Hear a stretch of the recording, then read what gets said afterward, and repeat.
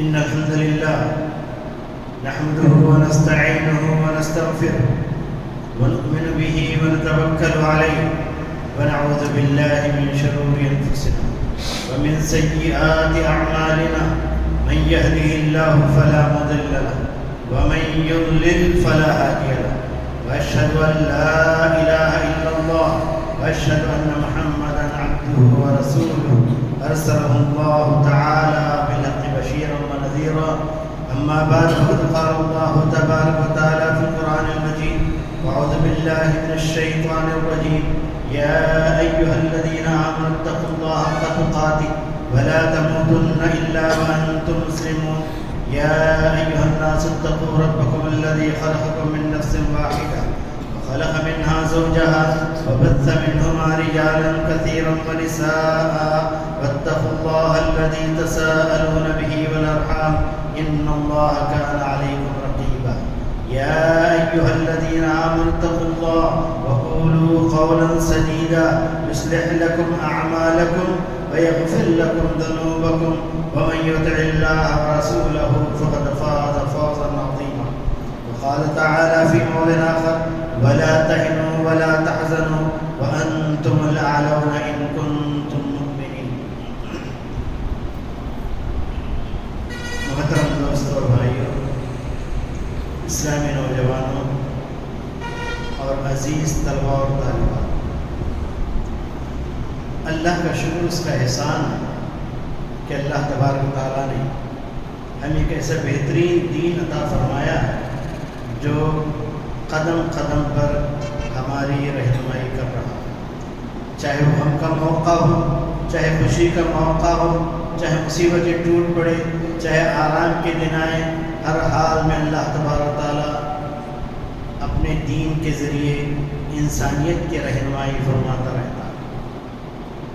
ذرا سا آج سے 1400 سال پہلے جب کہ پیارے نبی صلی اللہ علیہ وسلم کا دور تھا، آپ صحابہ رضوان اللہ علیہم اجمعین کے ساتھ ایک بہترین زندگی، ایک نمونے والی زندگی مدینہ منورہ میں گزار رہے تھے۔ ایسے حالات میں دشمن کہاں خاموش رہتا ہے؟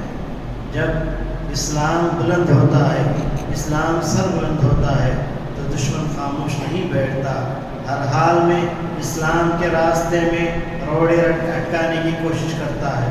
چنانچہ شروع اسلام ہی سے مسلمانوں پر مختلف قسم کے حملے ہونے لگے۔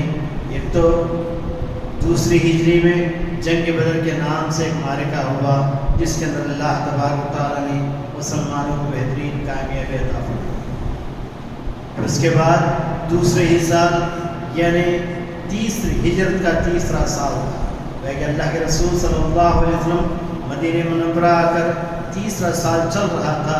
ایسے میں کفار مکہ نے یعنی قریش کے لوگوں نے، جو مکے والوں نے مسلمانوں کو چین سے بیٹھنا نہیں دینا نہیں چاہا، چنانچہ انہوں نے اپنے جتنے بھی حلیف ہوتے ہیں، اپنے جتنے بھی دوست قبائل ہوتے ہیں کافروں کے، ان تمام کو لے کر مدینے پر حملہ بول دیا تاکہ مسلمان ختم ہو جائے، مسلمانوں کا مالی سرمایہ ختم ہو جائے۔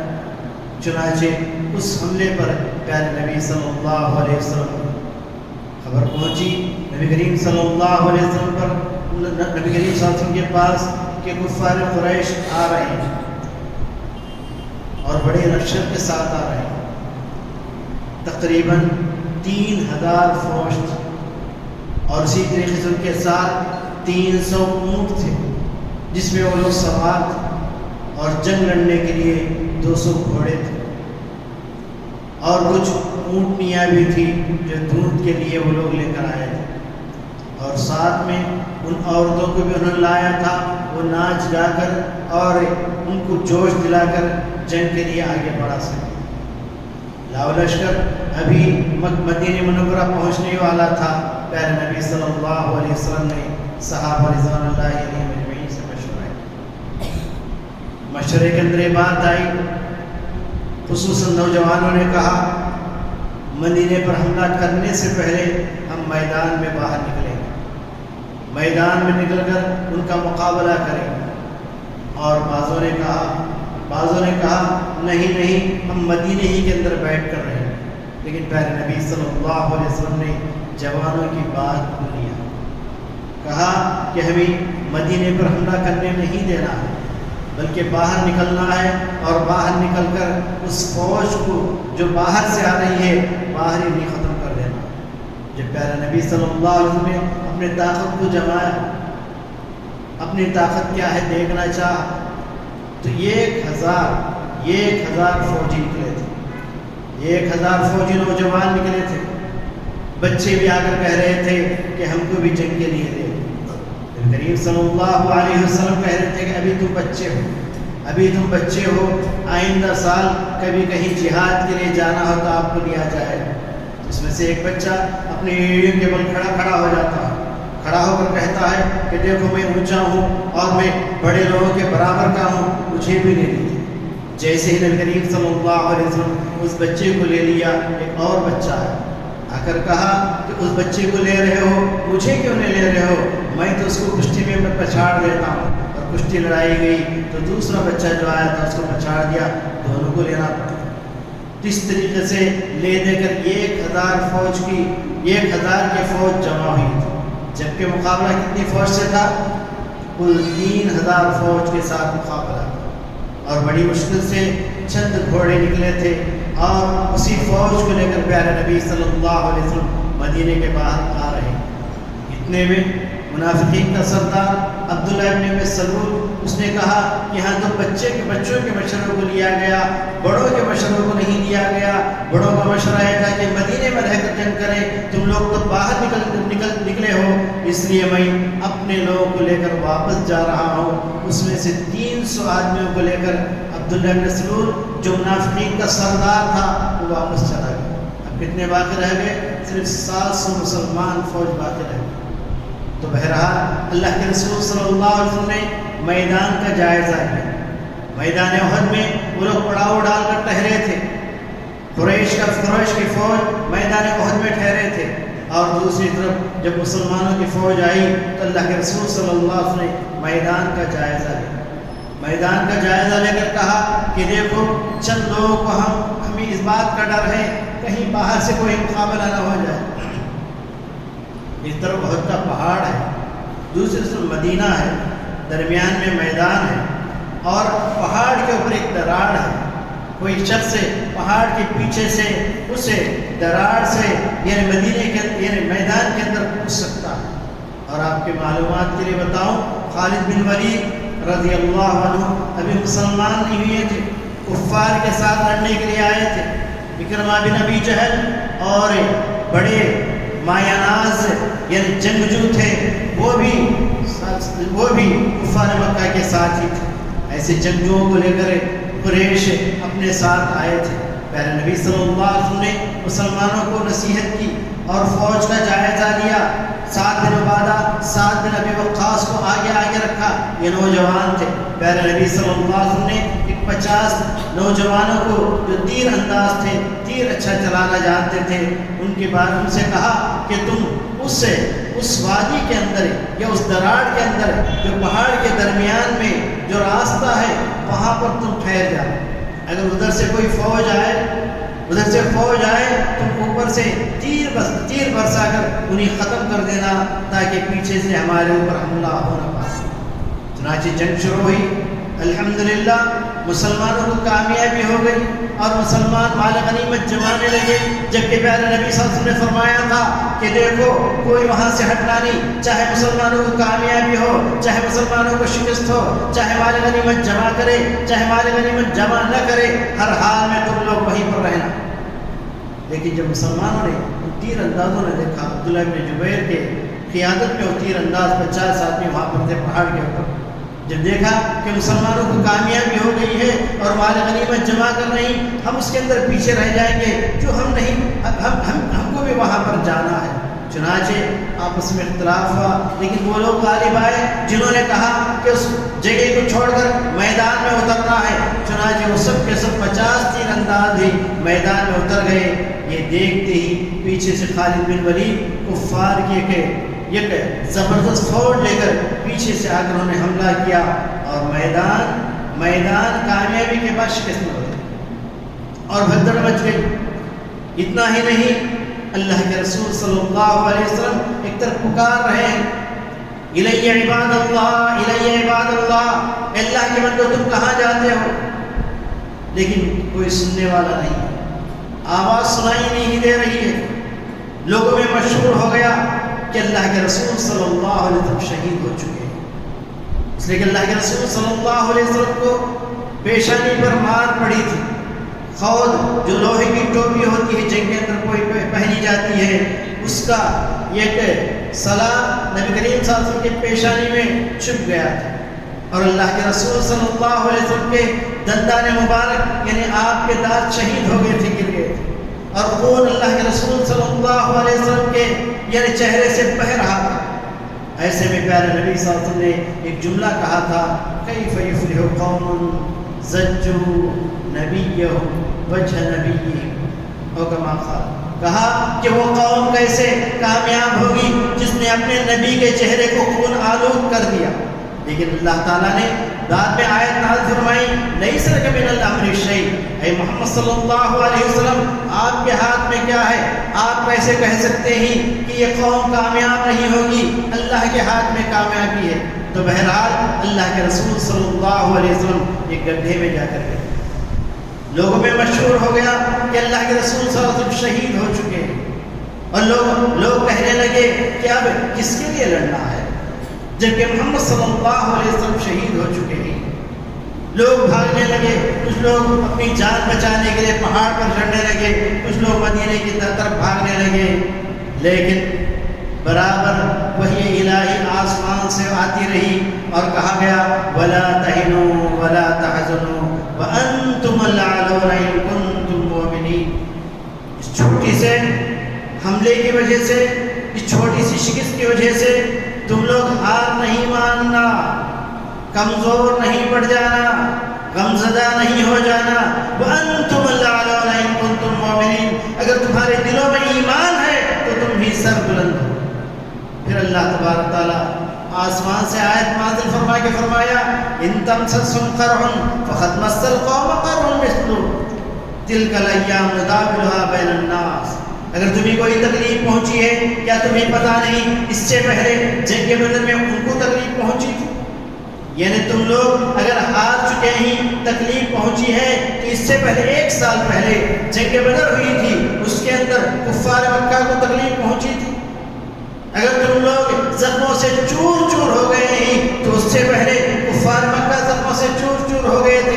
تلک الايام نداولها، یہ وہ دن نہیں، کبھی کسی کو کامیابی کبھی کسی کو شکست ہوتی ہے، اس کے اندر تم گھبرانا نہیں۔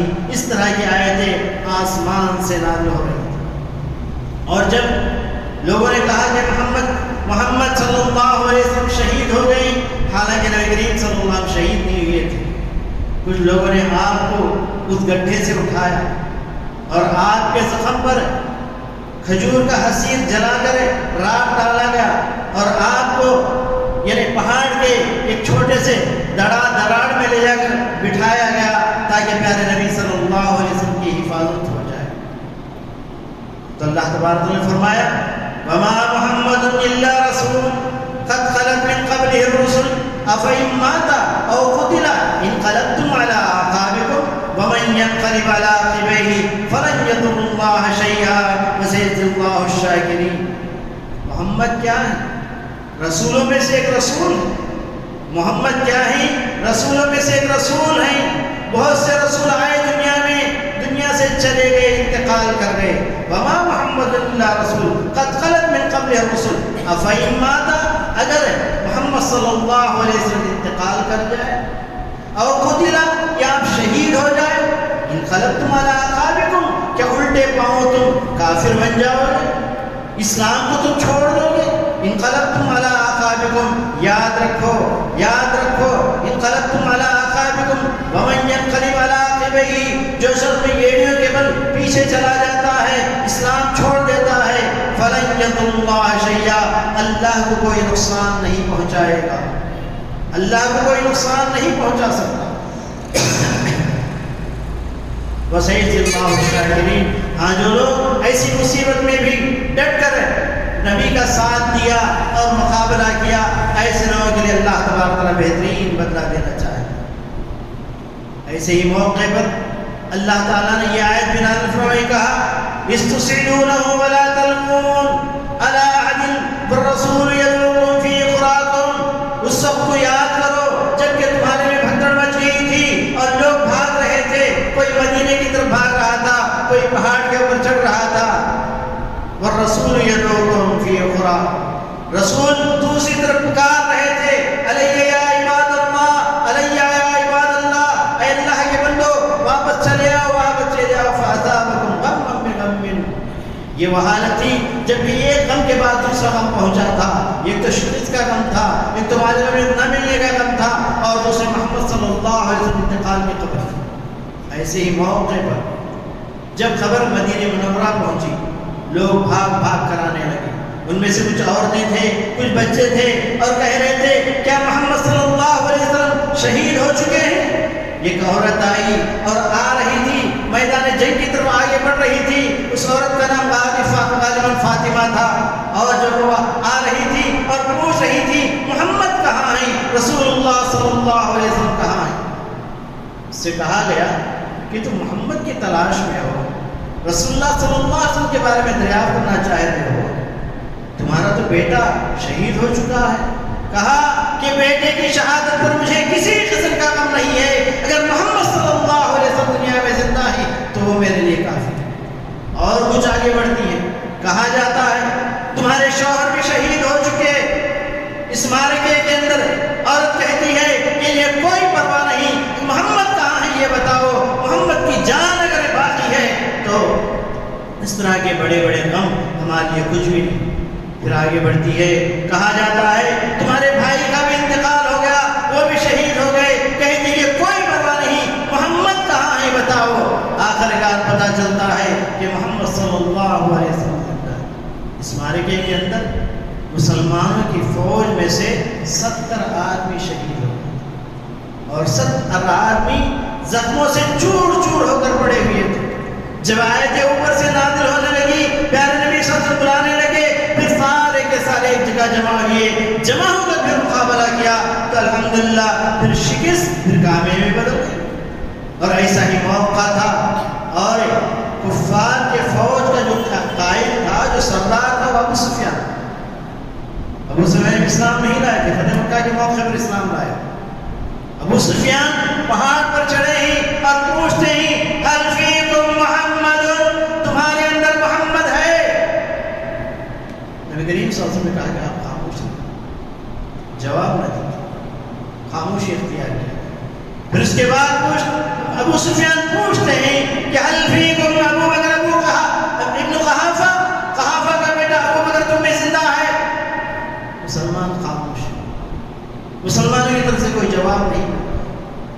جب تیسری مرتبہ انہوں نے کہا هل فیکم ابن الخطاب، عمر الخطاب تمہارے میں زندہ ہیں؟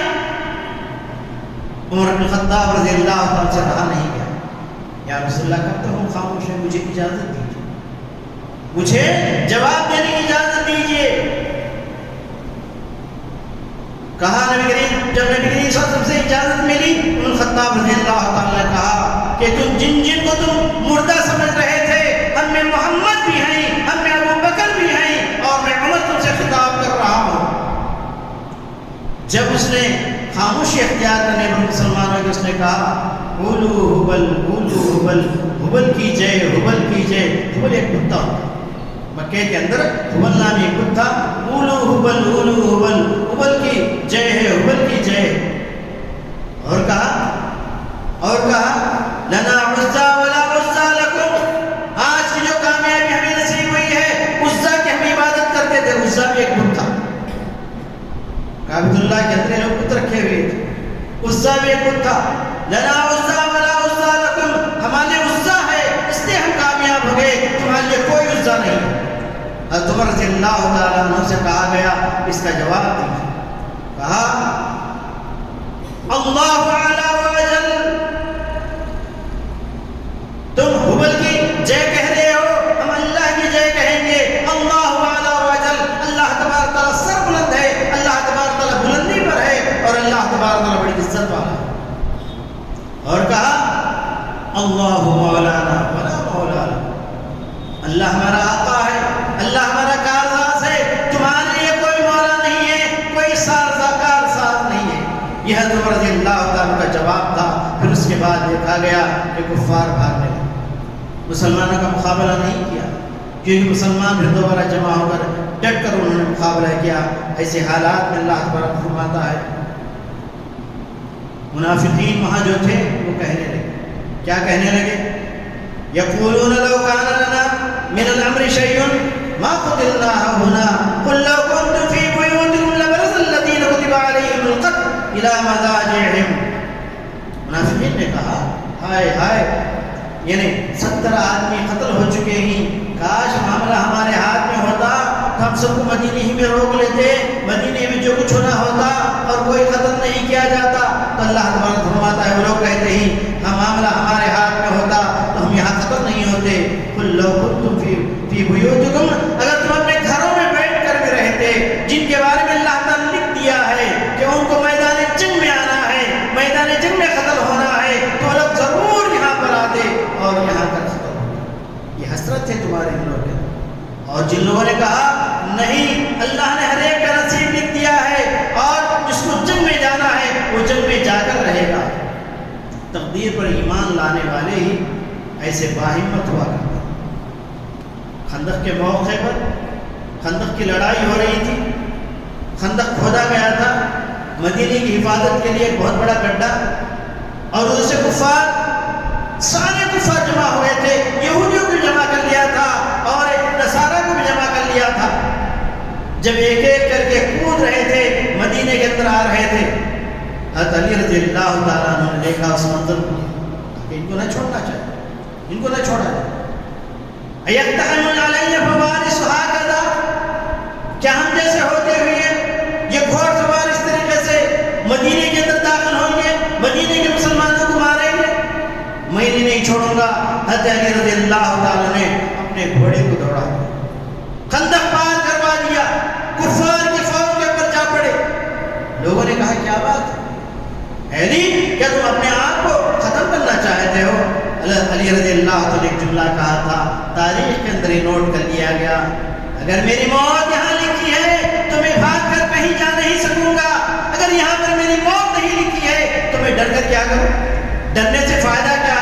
اس طریقے سے مسلمان تقدیر پر جب ایمان لاتا ہے تو اس کے اندر طاقت پیدا ہوتی ہے۔ اور یاد رکھیے، جب ایمان اس کا مضبوط ہوتا ہے، یہ مسلمان 10 کافروں کا مقابلہ کر سکتا ہے۔ تو اس طریقے سے اللہ تبارک تعالیٰ نے بل اللہ مولاکم وہ خیر الناصرین، اللہ تعالیٰ آسمان سے بھی قرآن نازل فرما کر کہا اللہ تمہارا آقا ہے، تمہیں ڈرنے کی ضرورت نہیں ہے اور بہترین مدد کرنے والا ہے۔ پھر اس کے بعد اللہ تبارک تعالیٰ نے مسلمانوں کے اوپر نیند کی غشی طاری کروا دی۔ مسلمان میدان میں جمع ہوئے، ابھی گھبراہٹ دلوں کے اندر باقی تھی، ایسی حالت میں اللہ تعالیٰ نے ایک نیند، ایک اونگ ان کے اوپر طاری کر، اونگ طاری ہوتے ہی دلوں کی دھڑکن ختم ہو گئی۔ اور یہ نیند یہ بھی اللہ کی نعمت ہے۔ جمعے کے خطبے میں سونا یہ نعمت نہیں ہے، بلکہ حدیث میں آتا ہے کہ نماز کے اندر سونا یہ شیطان کی طرف سے ہے، خطبہ اور نماز کے اندر سونا یہ شیطان کی طرف سے ہے، اور جن کے اندر نیند آنا اللہ کی طرف سے۔ جیسے ہی نیند آئی، دلوں کی گھبراہٹ دور ہو گئی، پھر مسلمان ایک ساتھ یعنی مقابلہ کرتے ہیں، جس کا ذکر اللہ تبارک تعالیٰ نے سورہ آل عمران میں بھی تفصیل سے کیا ہے۔ فرمایا ثم انزل علیکم من بعد الغم امنۃ نعاسا یغشی طائفۃ منکم، دیکھو اللہ تبارک تعالیٰ اس کے بعد نیند تمہارے اوپر اتارتا ہے، تمہارے امن کے طور پر، تمہارے اطمینان کے لیے، اور تم میں سے ایک جماعت، اس کے اندر ابو طلحہ رضی اللہ تعالیٰ عنہ بھی تھے۔ ابو طلحہ رضی اللہ تعالیٰ عنہ کہتے ہیں میں ان لوگوں میں سے ہوں جن پر نیند طاری ہوئی تھی، اور میں دیکھ رہا تھا اپنے ساتھیوں کے ہاتھوں سے تلوار گر رہے تھے، اور میرے ہاتھ سے بھی تلوار گر گئی، اور میں پھر اس تلوار کو لیا، پھر گر گئی، پھر لیا، پھر گر گئی۔ پھر جب نیند سے ہم اٹھ گئے اور بیدار ہو گئے، بالکل ہوشیار ہو گئے، بالکل ہمت ہمارے اندر دھڑکن جو تھی دور ہو گئی، پھر ہم نے سب نے مل کر حملہ کیا۔ اس حملے کے ساتھ پورے کے پورے کفار شکست کھا کر بھاگنے لگے۔ ان میں سے بھی تقریباً 42 یا تقریباً 200 کے قریب آدمی اس کے اندر بھی مارے گئے، کفار کے اندر بھی مارے گئے۔ لیکن مسلمانوں کے کتنے، یعنی تقریباً 22 آدمی مارے گئے تھے، مسلمانوں کے یعنی 70 آدمی مارے گئے تھے۔ پھر اللہ تبارک و تعالیٰ ارشاد فرماتا ہے ان الذين تولوا منكم يوم التقى الجمعان انما استزلهم الشيطان ببعض ما كسبوا ولقد عفا الله عنهم۔ اس معرکے کے اندر یعنی مسلمانوں نے جو غلطی کی تھی، کیا غلطی تھی؟ پیارے نبی صلی اللہ علیہ وسلم کی نافرمانی کی۔ نبی کریم صلی اللہ علیہ وسلم نے کہا اس درے کو چھوڑنا نہیں، وہاں سے ہٹنا نہیں، چاہے مسلمانوں کو شکست ہو جائے، چاہے مسلمانوں کو کامیابی ہو جائے۔ لیکن اللہ کے رسول صلی اللہ علیہ وسلم کی وہاں پر نافرمانی ہوئی تھی۔ اللہ تعالیٰ، اللہ کے محمد صلی اللہ علیہ وسلم کی اگر نافرمانی کہیں ہوتی ہے تو مسلمانوں کو نقصان پہنچتا ہے۔ ایک بات یہ معلوم، اور دوسری بات یہ معلوم ہے، لوگوں نے آج بھی کچھ لوگ ایسے ہی صحابہ پر اعتراض کرنے والے، صحابہ کیا ہے جی، جنگیں بہت کے روز وہ لوگ بھاگ گئے۔ اگر تم لوگ وہاں ہوتے تو پتا چلتا جنگ کیا ہوتی ہے، اور پھر اس کے بعد سب نے مل کر کیسے حملہ کیا۔ اللہ تبارک تعالیٰ اسی وقت اللہ کا بڑا شکر ہے کہ صحابہ رضوان اللہ علیہم اجمعین کے ساتھ جیسے جیسے وہ لوگ آگے بڑھتے تھے، جیسے جیسے ان سے غلطیاں ہوتی تھی، اللہ تعالیٰ یہ غلطی کر کے بتا دیتا تھا اور پھر معافی کا بھی اعلان کر دیتا تھا، تاکہ صحابہ کی زندگی ایک نمونے والی زندگی بن جائے، رہتی دنیا تک کے لیے وہ نمونہ ہو جائے۔ چنانچہ اللہ تعالیٰ ارشاد فرماتا ہے ان الذین تولوا منکم، بے شک وہ لوگ جو تم میں سے میدان چھوڑ کر بھاگ گئے تھے۔ فرمایا تولوا منکم یوم التقى الجمعان، وہ دن جب کہ دونوں جماعتیں مل پڑی تھی، دونوں فوجیں مل پڑی تھی، کفار کی فوج اور مسلمانوں کی فوج۔ انما استزلهم الشیطان، حقیقت کیا ہے کہ شیطان نے گمراہ کر دیا، شیطان نے نافرمانی پر اتارا تھا۔ پھر اس کے بعد فرمایا ببعض ما، یہ کس وجہ سے ہوا؟ یہ ان کی غلطی کی وجہ سے ہوا، اور غلطی کیا تھی؟ وہی غلطی تھی درہ چھوڑ کر نیچے تیر انداز اتر گئے تھے۔ پھر اللہ تبارک تعالیٰ فرماتا ہے وَلَقَدْ عَفَا اللَّهُ عَنْهُمْ، جتنی بھگدڑ مچی تھی، جو لوگ پہاڑ پر دوڑ کر چلے گئے تھے، جو لوگ مدینے کی طرف دوڑ کر آ رہے تھے، ان تمام کو اللہ تبارک تعالیٰ نے معاف کر دیا، معافی کا اعلان ہو گیا۔ یہ صحابہ رضوان اللہ علیہم اجمعین کا امتیاز ہے، ان کی خصوصی شان ہے کہ وہ لوگوں سے غلطی بھی ہوئی تو اللہ تبارک تعالیٰ غلطی کی نشاندہی کر دی، اور ہم سے غلطیاں ہوتی ہی کوئی نشاندہی کرنے والا نہیں۔ ہم سے غلطیاں ہوتی ہی کچھ لوگ معافی مانگتے ہی، کچھ لوگ معافی مانگنے والے نہیں۔ جو لوگ معافی مانگتے ہیں شاید اللہ تعالیٰ ان کو معاف کر دے، لیکن جو لوگ معافی نہیں مانگتے ہیں، غلطی کو بھی صحیح سمجھ کر کرتے رہتے ہیں، ایسے لوگوں کے لیے تو معافی نہیں۔ صحابہ کی شان یہ کہ اللہ تبارک تعالیٰ کی غلطیوں کو معاف کر دیا اور یہ اعلان کر دیا رضی اللہ عنہم ورضوا عنہ۔ عثمان غنی رضی اللہ تعالیٰ، اللہ ان سے راضی ہو گیا اور اللہ سے وہ لوگ راضی ہو گئے۔ عثمان غنی رضی اللہ تعالیٰ عنہ پر شیعہ حضرات اعتراض کرتے اور کہتے ہیں کہ دیکھو بدر کی لڑائی میں عثمان حاضر نہیں ہو سکتا، حالانکہ عثمان بن عفان رضی اللہ تعالیٰ عنہ نبی کریم صلی اللہ علیہ وسلم سے آپ نے اجازت لی تھی، اس لیے کہ نبی کی بیٹی ان کی زوجیت میں تھی اور وہ بیمار ہو گئی تھی، ان کی تیمار داری کے لیے عثمان رضی اللہ تعالیٰ عنہ نے نبی کریم صلی اللہ علیہ وسلم کی چھٹی لے لی تھی۔ اور یہ بھی حضرت عثمان کے اوپر اعتراض کرتے اور کہتے ہیں کہ عثمان تو وہ عثمان ہے میدان احد چھوڑ کر بھاگ گئے تھے، تو ان سے کہنا چاہیے کہ اللہ تبارک تعالیٰ سورہ آل عمران میں ان کی غلطیوں کی معافی کا اعلان کیا ہے۔ معاف اللہ تعالیٰ معاف کرنے کے بعد تم کون ہو کہ غلطیوں کے پر انگلی اٹھا کر تم بتا رہے ہو؟ تو بہرحال کہنے کا مطلب یہ ہے کہ صحابہ رضوان اللہ علیہم اجمعین وہ بھی انسان تھے، ان سے بھی غلطیاں ہو گئی، لیکن ان میں اور ہمارے میں فرق یہ ہے کہ اللہ تبارک تعالیٰ نے نبی صلی اللہ علیہ وسلم کی زندگی میں وہ جہاں جہاں بھی غلطیاں ہوئیں ان کی معافی کا اعلان کیا، اور جہاں جہاں غلطیاں ہوئیں ان کی نشاندہی فرمائی۔ اس غزوہ بدر، اس غزوہ احد سے ہمیں کئی مسائل کی سمجھ میں آتی ہیں۔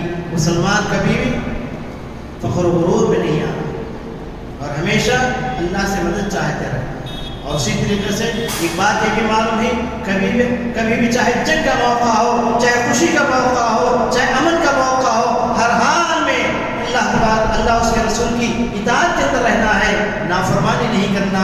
یہاں نبی کریم صلی اللہ علیہ وسلم کی نافرمانی ہوئی تھی، اس لیے مسلمانوں کو شکست ہو گئی۔ اور ایک بات یہ بھی یاد رکھنا ہے کہ رسول وہ بھی اللہ کے ایک بندہ تھے، جیسے تمام رسولوں کو موت آئی، نبی کریم صلی اللہ علیہ وسلم کو موت آئی، وہ بھی یعنی میدان احد میں اگر مارے نہیں گئے، میدان احد میں شہید نہیں ہو گئے، اللہ تعالیٰ نے بچا لیا، تو اس کے بعد بھی تو موت آئی۔ اس کے بعد موت آئی، باقاعدہ صحابہ نے اتفاق کیا اور لے جا کر دفنایا، من و مٹی آپ کے اوپر ڈالا۔ اس سے پتہ چلتا ہے بہت سے مسلمان جو کہتے ہیں کہ نہیں پردے میں چلے گئے، موت نہیں آئی، یہ ایمان کے خلاف ہے۔ اس طرح کہنا ایمان کے خلاف ہے۔ نبی کریم صلی اللہ علیہ وسلم اس دن ابو بکر صدیق رضی اللہ عنہ نے بڑی اچھی بات بتائی تھی، کہا تھا من کان یعبد محمدا فإن محمدا قد مات ومن کان یعبد اللہ فإن اللہ حی لا یموت۔ کہا کہ جو لوگ محمد کی عبادت کر رہے تھے، محمد کی پوجا کر رہے تھے، ان کو جان لینا چاہیے کہ محمد کا انتقال ہو گیا، اور جو لوگ اللہ کی عبادت کر رہے تھے، اللہ تعالیٰ زندہ ہے اور وہ کبھی نہیں مرے گا، اللہ تعالیٰ ہمیشہ ہمیشہ زندہ رہنے والا ہے۔ یہ تو ابو بکر صدیق رضی اللہ تعالیٰ نے اعلان کیا۔ تو بہرحال غزوہ احد جس کے بارے میں کچھ باتیں آپ کے سامنے آئی اور اس کے اندر جو نصیحتیں ہیں ان پر عمل کرنے کے اللہ تعالیٰ کی توفیق عطا فرمائے، اور صحابہ رضوان اللہ علیہم اجمعین کے بارے میں جیسا کچھ ایمان ہونا چاہیے ویسا ایمان رکھنے کے ہمیں اللہ تعالیٰ توفیق عطا فرمائے، اور اللہ تبارک تعالیٰ جب تک اس دنیا میں رکھے ہمیں امن و امان کے ساتھ رکھے، اور جب کبھی ہماری موت آئے ہماری زبانوں پر کلمہ طیب لا الہ الا اللہ محمد رسول اللہ، اور جب میدان محشر میں اٹھایا جائے گا جہاں نفس نفسی کا عالم ہوگا، وہاں پر نبی کریم صلی اللہ علیہ وسلم کی سفارش اللہ تعالیٰ عمل نصیب میں فرمائے، اور اللہ تبارک تعالیٰ جنت اور دوزخ کا فیصلہ فرمائے گا تو اپنی رحمتوں سے اللہ تبارک تعالیٰ جنت کا فیصلہ ہمارے حق میں فرمائے۔ ربنا تقبل منا بارک اللہ لنا ولکم فی القرآن المجید ونفعنا وإياكم بالآيات والذکر الحکیم انہ تعالیٰ غفور رحیم ورب الحلیم۔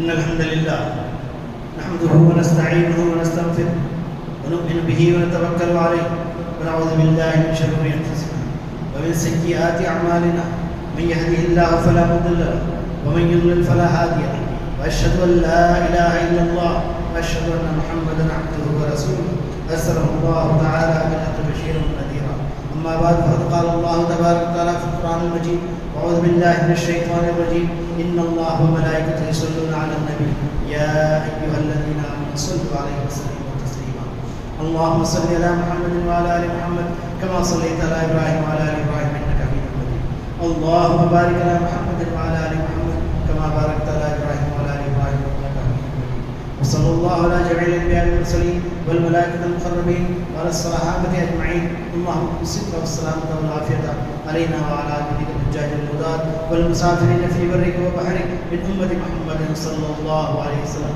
اللهم اغفر لجميع المؤمنين والمؤمنات والمسلمين والمسلمات من الأحياء والأموات، ربنا آتنا في الدنيا حسنة وفي الآخرة حسنة وقنا عذاب النار، ربنا تقبل منا إنك أنت السميع العليم وتب علينا إنك أنت التواب الرحيم، هذا وصلى الله على نبينا محمد وعلى آله وصحبه